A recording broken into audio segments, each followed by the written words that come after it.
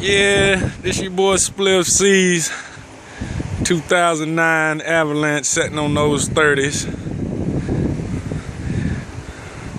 Did an update. I got rid of the beam I had.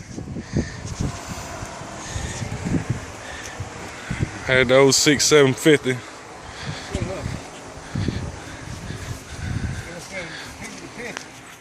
Well, right now she looking pretty good though. I ain't done with her yet. I gotta do some of the insides to her. There's some TVs in it, but other than that though, that's about it. Trying to find when I got it on the tie.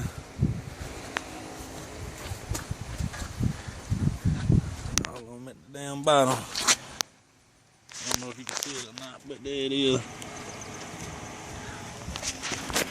Still got my inserts I'm gonna put in there. They're in the shop getting painted right now.